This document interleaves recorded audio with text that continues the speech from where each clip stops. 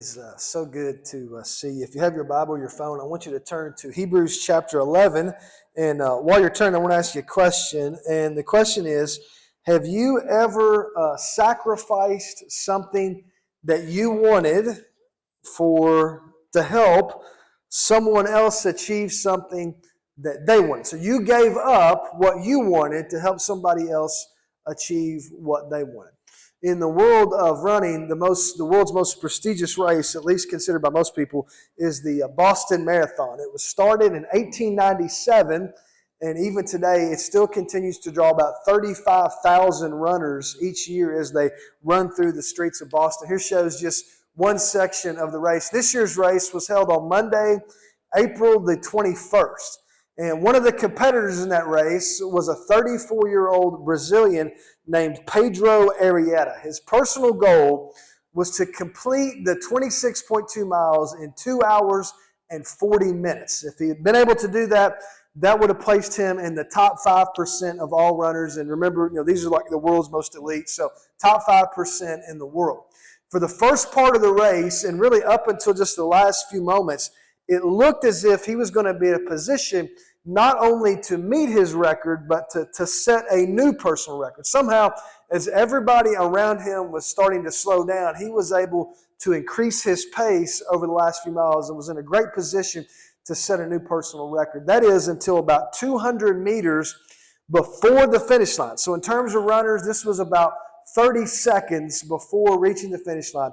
He encountered a 35-year-old runner from Boston named Sean Goodwin who had collapsed right in the middle of the track. If you go back and watch the video later, and you can find this online easily, you'll see Sean Goodwin there in the middle of the track, and he's struggling to get up. And as he's struggling to get up on shaky legs, all these, dozens and dozens of runners race past him. Nobody even slowed down, much less stop, until Pedro Arrieta not just slowed down, but stopped long enough to help him get back to his feet. This is a screenshot from a TikTok video that went viral later that day. And if you were to watch the rest of the video, you would see these two professional runners leaning on each other as they slowly made their way to the finish line. When they finally got there, they completed the race in 2 hours, 41 minutes, and 29 seconds, meaning that he missed his personal record by just 1 minute and 29 seconds. He gave up what he wanted to help somebody else experience what they wanted. His wife, who's also a professional runner, said, "This to me is the essence of running. You dreamed about a sub 240, and when you were almost there, God used you to lose a few minutes to do something much more meaningful." Now, if you have your Bible open to Hebrews 11, we're in week 2 of this series that we're calling Run, and we're talking about the fact that everybody runs, but we want to be people who are running towards something. And rather than spending our lives running around aimlessly, or if you were here last week, we talked about these laurel wreaths. This is what you were given if you won a race in the first century, and it was meant to symbolize everybody around you that you were the winner. The problem with the wreath, though, is that it's almost worthless because there's a few days it starts to dry out. So if you could feel this, you could hear this. This wreath is only a week old, and it's been up here, and it's drying out, because that's what we do. And so everything that we spend our lives running after eventually turns to dust, and we don't want to do that. We want to be people who are running toward the things that matter most. And so this week we'll take it a step further and talk about some ways that we can run the race in a way that puts us in a good position to win. So if you're unfamiliar with the book of Hebrews, it's a letter that reads more like a sermon. And so throughout the book, the writer or the preacher has one theme. And his theme is that Jesus is better. He's better than everything that's come before. And so the first 10 chapters, he goes into incredible detail to talk about how Jesus is superior to everything that's come before. He's superior to the Old Covenant, to the law of Moses, to the tabernacle, to the Mosaic law, the sacrificial system, and he goes on, and he says whatever's come before, like who Jesus is and what Jesus has done, is better than all of that, because his was a once and for all sacrifice that never has to be repeated. And then you get to Hebrews 11, and he launches into what we call the Faith Hall of Fame. And he goes through, he names all these people who from the Old Testament who experience these incredible things with God because of their faith in God. So Hebrews chapter 11, verse 1 says it like this. Now faith is confidence in what we hope for and assurance about what we do not see. And then he says, this is what the ancients were commended for. So he says, this is what they got right. So he goes from there and he lists 16 individuals, and these are like the stories you heard in Sunday school or Bible school. It's like Gideon and Samson and Noah and Moses and Rahab. And he just goes through and he says, here's all these incredible things they did. Here's these incredible things they experienced because they had this unrelenting, unconquerable faith in God. And then, right towards the end of the chapter, though, he lets us in on a secret. And he says, as great as they were and as much as they accomplished, there's something that they missed out on that you and I have an opportunity to be a part of. So I want you to look at this with me. Down at the end of the chapter, verse 39, here's what he says. These, talking about all the Old Testament heroes, were commended for their faith, yet none of them received what had been promised. Now don't miss this part, verse 40. Since God had planned something better for us, so that only together with us would they be made perfect. You say, what is he talking about? He's talking about salvation. Because of when they lived, they didn't live to see all that God was going to accomplish through His Son on the cross. Now they believed that God was going to do it. It's just that they didn't live to see it. And so the writer of Hebrews comes back and he says, because we live on the other side of the cross, we get to see in whole what they just saw a part of it. In other words, he's saying like you guys get to see the whole picture. They were just given these momentary glimpses. It's almost like he's saying to us, you guys are taking for granted what these Old Testament heroes dreamed about. We know the story. We see how the pieces fit together. They just saw little dots on the map. We see how it all fits together, and yet it doesn't impact us the way that it probably should. The other thing he says, and this is super important, so I don't want you to miss this, is that this is not just about you. It's not about me. It's about us. You ever notice how most of us, we've kind of trained ourselves to read the Bible through a me lens? You know what I'm talking about? We read the passage and we say, okay, here's Hebrews 11. What does this say about me? And how does this help me? And what does this teach about me? And what can I take from this and apply it to my life so that I feel better? And it's like that old country song, I want to talk about me. You know what I mean? That's kind of what we do. That's pretty good. You guys missed that. But what you discover as you read the Bible closely is it's not written through a you lens or a me lens. It's written through an us lens. So we're going to go back to verse 40. I want you to pay attention to the pronouns that were up there. He says, since God planned something better, not for you, but for us, so that only together with us would they be made perfect. There are some things that God had planned for them that can only be experienced with us. And there's some things that God has planned for us that can only be experienced with them. And so we have to do this thing together. It's not us and them, it's just us. And so here's the big idea for the message today as we launch into this. It's the only way to win the race is to run the race together. The only way to win the race that matters most is to run the race together.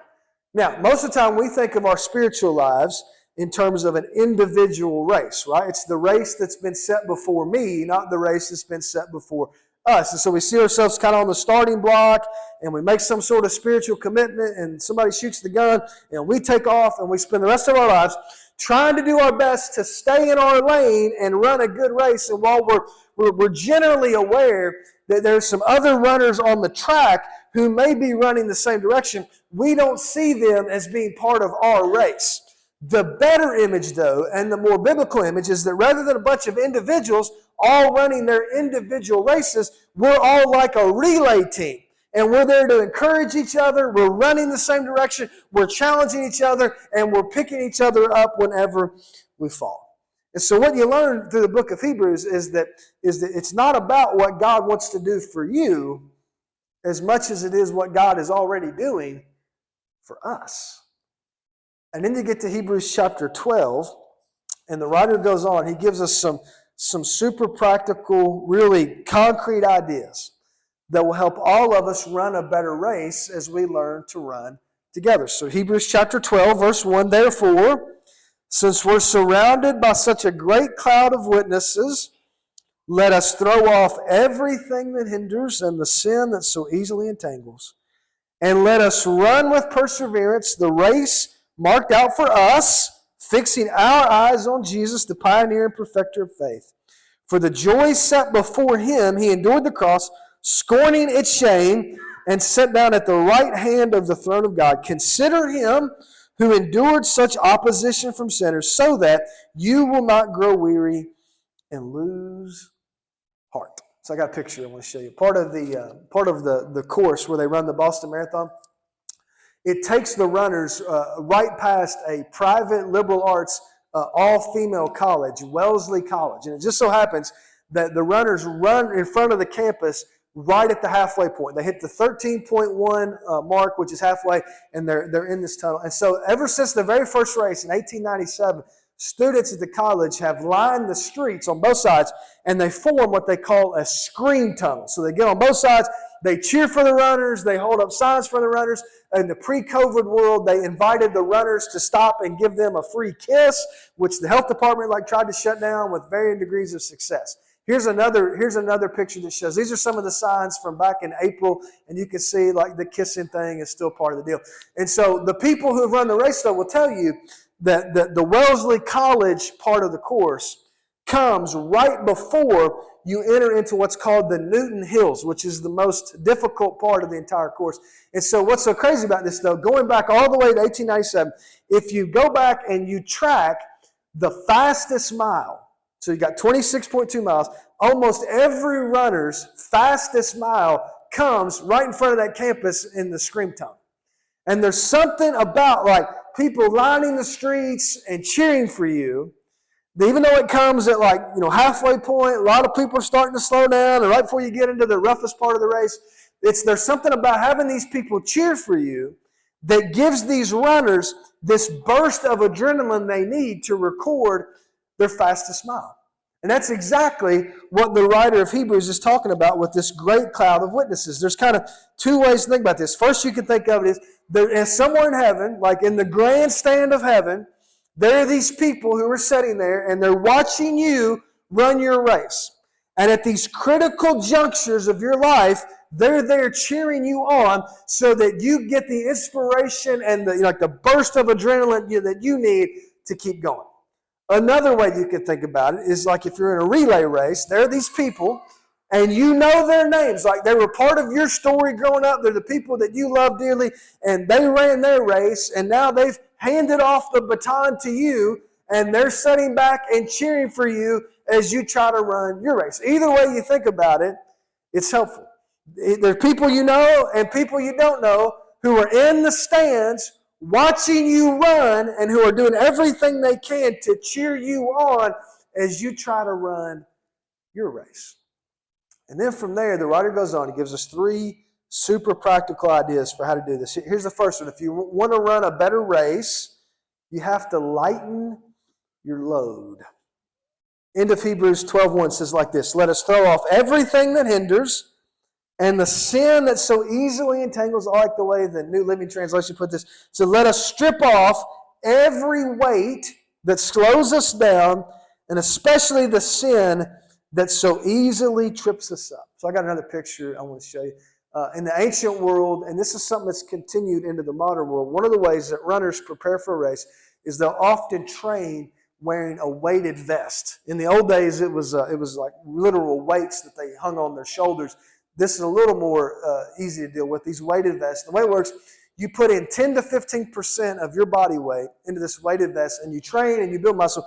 And then when it comes time for the actual race, you take those weights off, and because you feel so much lighter and your muscles are so much stronger, you can hopefully run a little faster. You see the same thing, Nike and Adidas. Every year they put out these new uniforms that are ultra lightweight, and the idea is that the more weight you take off, the faster that you'll be able to run. That's the same thing that the writer of Hebrews is talking about. He's talking about getting rid of things that are weighing you down and pulling your attention away from the things that matter most. So there's kind of two categories he talks about. First, he talks about distractions. So you go back to verse 1, you'll notice he says that we're to throw off everything that slows us down. So it doesn't necessarily mean bad things. It's anything. He's talking about anything that you're involved in that pulls your attention and pulls your energy away from what matters most. And you know what he's talking about because you've been there. Some of us live there. Here's the way it happens for me. Somebody comes up and they say, hey, we're doing this thing and we want you to be a part of it, and it's a really good thing. And I say, yeah, that sounds good. Sign me up. Then a couple of days later, somebody else comes and says, hey, we're doing this other thing, and it's a really good thing, and you don't want to make them mad, so you say, yep, sign me up for that.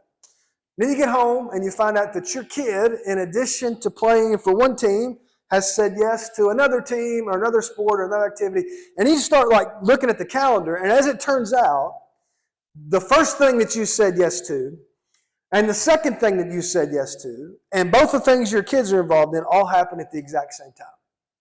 Now, it's inevitable that's going to happen occasionally, but when that starts happening every night, it's a problem because it pulls you away from the things that matter most.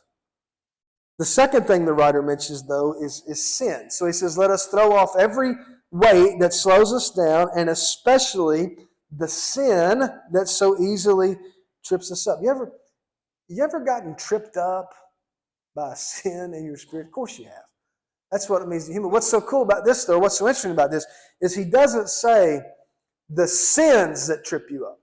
And the image he uses is that of like an obstacle that's been left on the course. So you're running and you're making good time and you're in your lane and you're focused and you feel like you're just about there, and then you trip over something and you fall down. But he doesn't say the sins that trip you up. Instead, he says the sin that trips you up. He uses the singular instead of the plural. Now, we've all tripped over different sins, but my guess is if you're anything like most people, there's probably one particular sin that you continually trip over. And so if you're being honest about it, you could just put it in the blank, right? Let us strip off every weight that slows us down, especially the sin of, and you just fill in the blank with whatever it is. And it's that thing that every time you think you're making progress, every time you think you're really running well, you're making good time, it's that thing that rears its ugly head and trips you up. And the writer of Hebrews is clear. It's hard to run your race, like it's hard to make any real progress until you learn to disentangle yourself from whatever that thing is for you.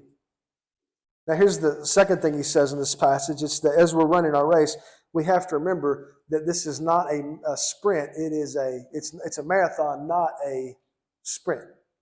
So what's the difference between somebody that runs fast and somebody that runs far? It's their perseverance. It's their ability to endure. It's their ability to sustain a consistent effort over a long period of time. Yesterday, we had two ladies in this room, Jessica Phillips and Ashley Stevenson, who ran a half marathon in Somerset. I was going to run, but I decided to read my Bible and pray during that time instead of running. But yeah, Rock did too. We were all going to run. But how do you don't just go out and run a marathon, right? Like you have to prepare. You have to endure. You have to train yourself to do it. It's the same thing in your spiritual life. It's not these momentary bursts of energy that get you to the finish line. It's your ability to train yourself and then endure the race. The great writer N.T. Wright said it like this: there are always some runners who really prefer a short sprint. Some of them faced with a 10-mile run will go far too fast at the start and then be exhausted after 2 or 3 miles. Anybody ever done that? Sadly, many of us know Christians like that too. Keen and eager in their early days, they run out of steam before they reach maturity.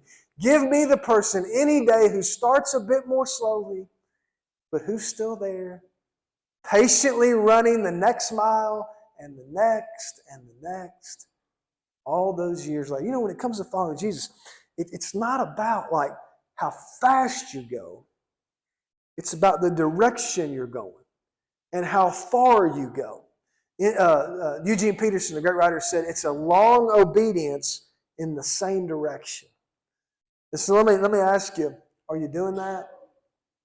Like, are you putting one foot in front of the other, weekend after weekend, week after week, month after month, year after year? It's not about, it's not about how fast you get there.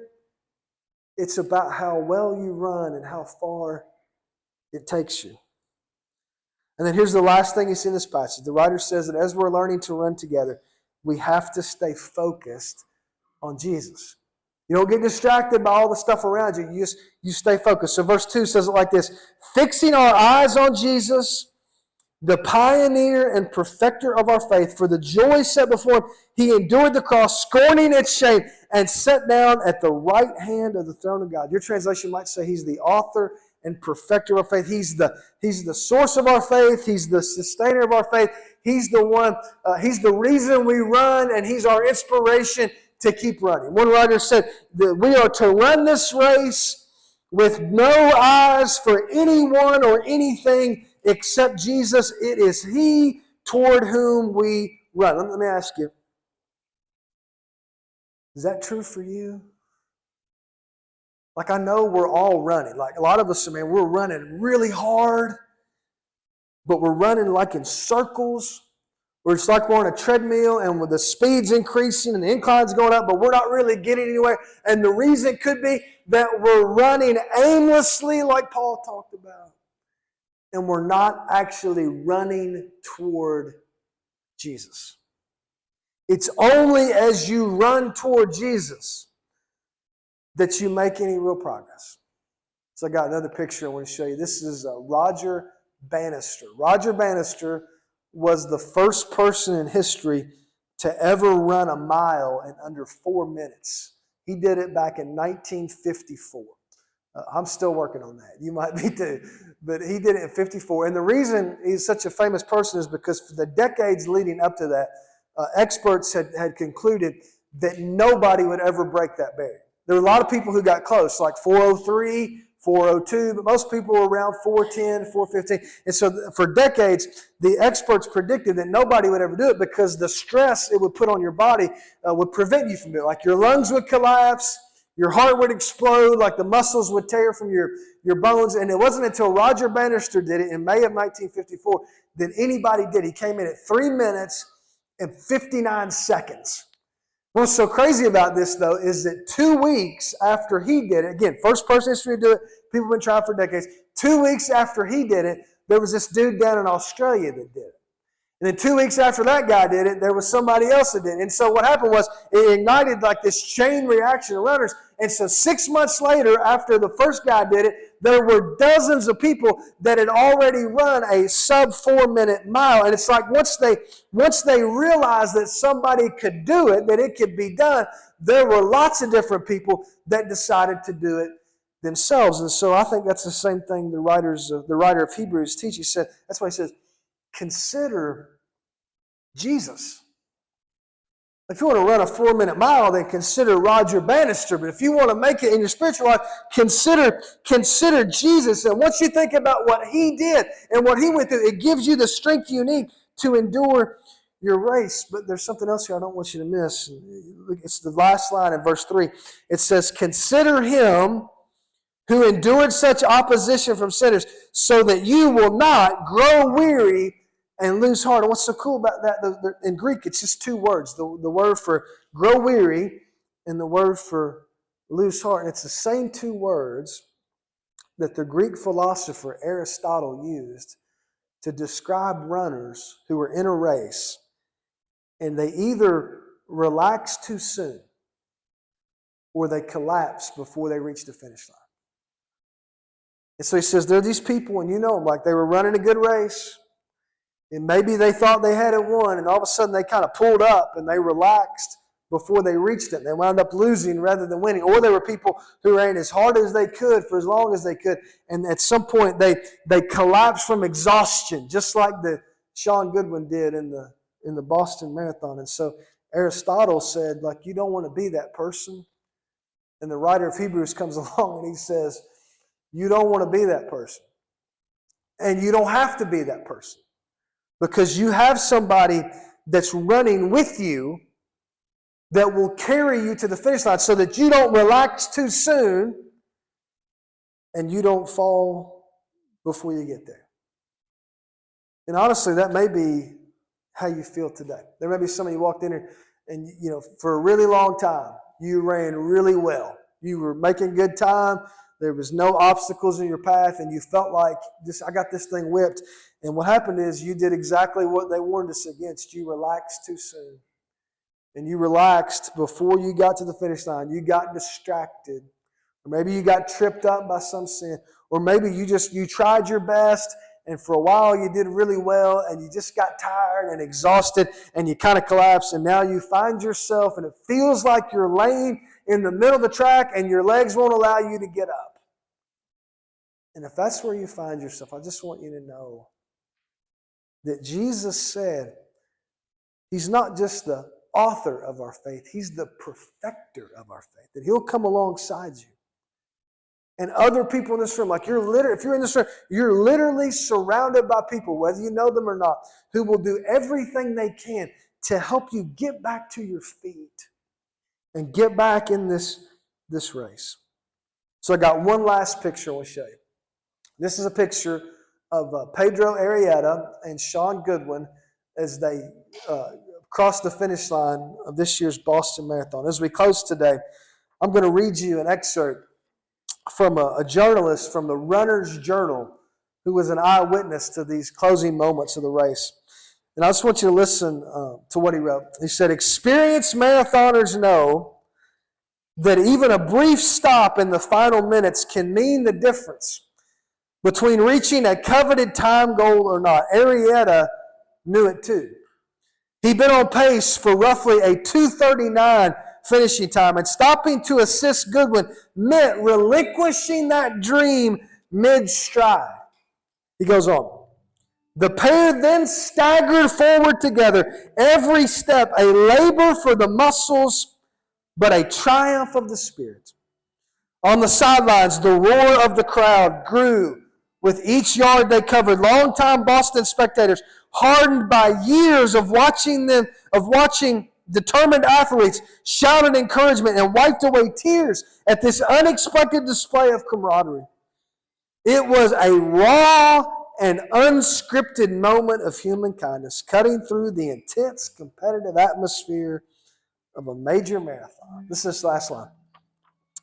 By the time Arrieta and Goodwin crossed the iconic finish line under the historic Old John Hancock Tower clock, the audience was on its feet, giving a standing ovation for a finish unlike any other that day.